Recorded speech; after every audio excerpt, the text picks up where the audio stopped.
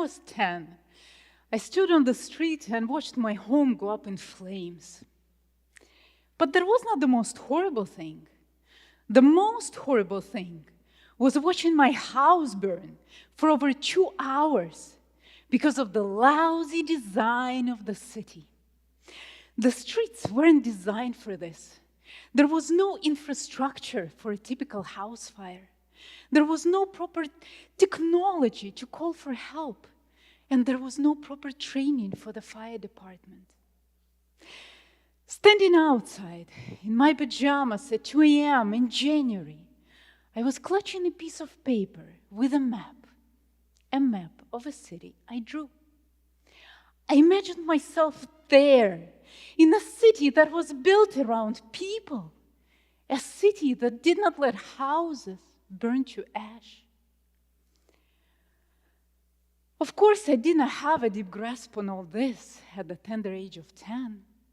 But in hindsight, that little paper map would become the first example of what my work is now.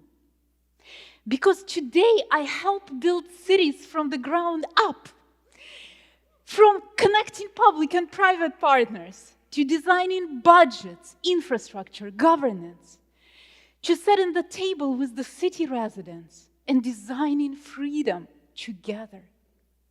I work with new cities like Freedom and Charter cities, and old cities like Chicago. What's the difference? Well, a freedom city molds what we have into better infrastructure, better transportation, better everything, but under the constitution of the home country. Essentially, everything but the rules is designed from scratch. A charter city is built literally from the ground up. New land, new rules, designed to join a global network of innovation hubs. And the old cities, well, it's what we have here and everywhere. Affordable housing crisis, fractured safety, pretty horrible public transit and infrastructure. Listen, wherever you go, a city with over 2 million people has around 75,000 problems per day. No wonder we complain, we think we can't do anything. But what if we can? Take Barcelona. They had this huge traffic issue. So what did they do? They rerouted cars, built parks and sidewalks. Imagine that. A city that actually considers its people. Take Guantanamo Bay, a black spot in US history that does not have to stay that way. We can rebuild it into something better. What if we design it as a freedom city? Open, peaceful, with immigrant-friendly policies. A new home for over 200,000 residents. Take Prospera in Honduras. It was nothing but dust and danger. Today, as a charter city, with its own rules and infrastructure, it is a hub for companies building a future of healthcare. Right now, there are dozens of active charter city projects across the globe. And together with the Frontier Foundation and the Charter Cities Institute, I am designing 10 freedom cities here in the US. Because cities don't just happen to us. They're living, breathing beings we can learn from. They can teach us to live better. And when we design a city, we begin with these 5 questions.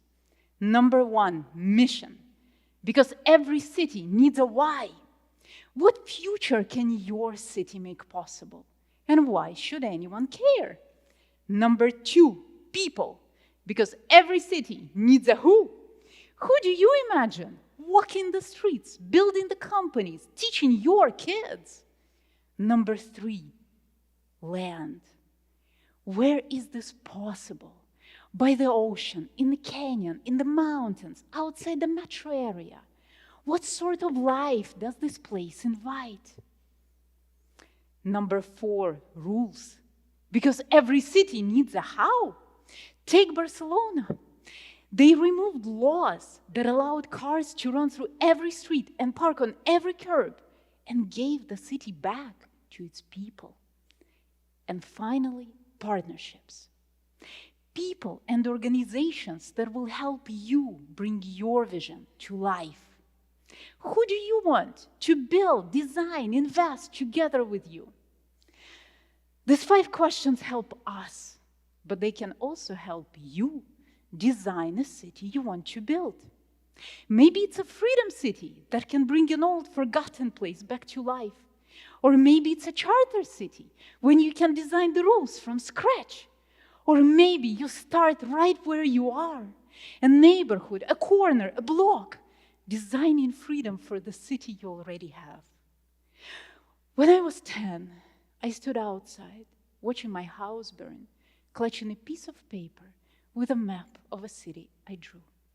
Today, I know that a city can be designed so no one stands helpless like that ever again. And now I know that you know it too. Thank you.